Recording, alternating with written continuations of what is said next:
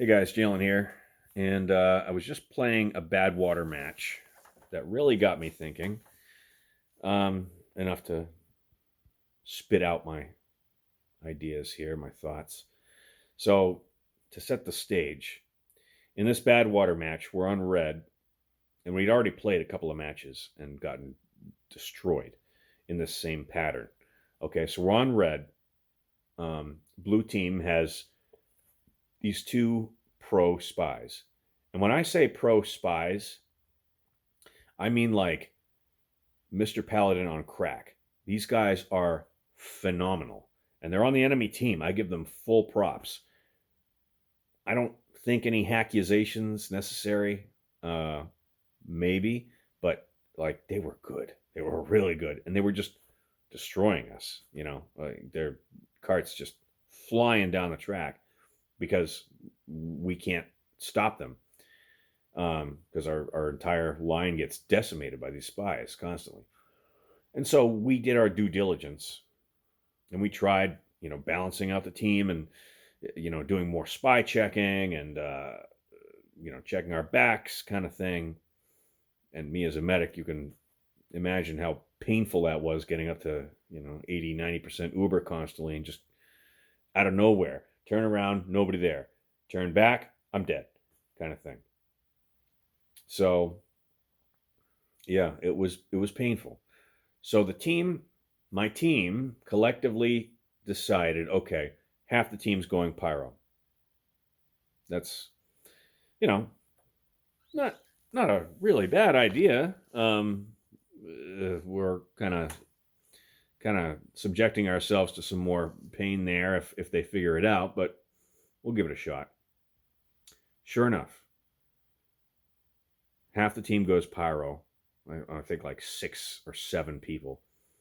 And imagine a fireball just moving down the track, spraying in every direction, and you know, offshooting and finding all the little nooks and crannies that these spies can hide in.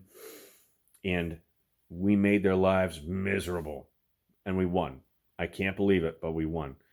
So again, all the little hiding spots these spies were in, I didn't even know existed. Like this was good gaming on their part, and relatively poor gaming on our part. Like we weren't pros. We don't know what we're doing. We're just having fun. But the choice was there to do something unique to deal with this problem, and it worked.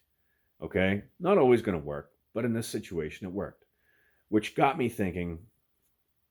In my professional career at work and in my own life, just in my general walk,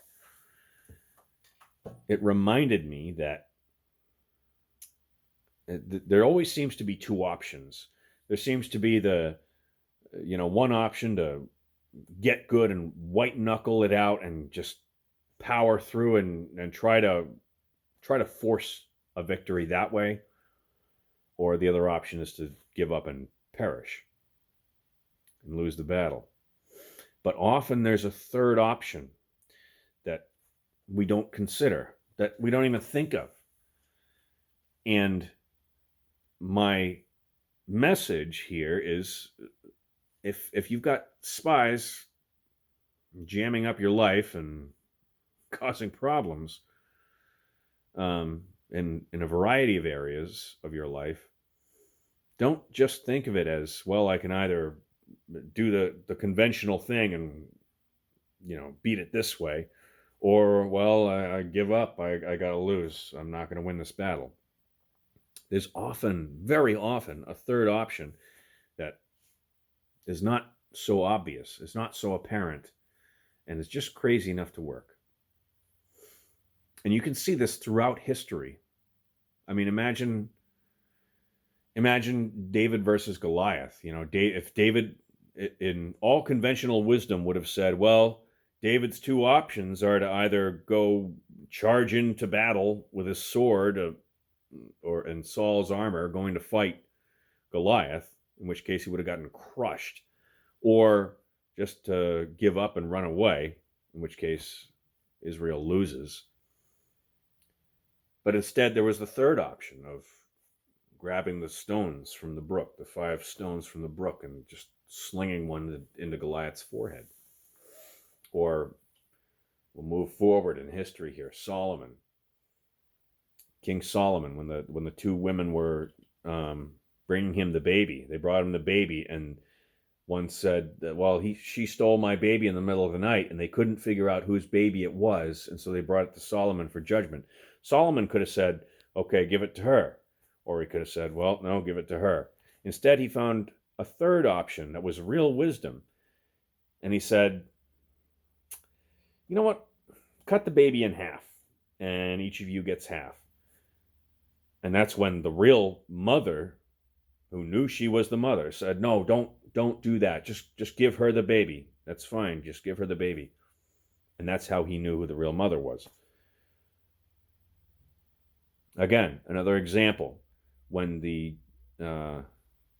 undercover Pharisees and scribes came to Jesus and said, well, tell us, Jesus, is it lawful to pay taxes?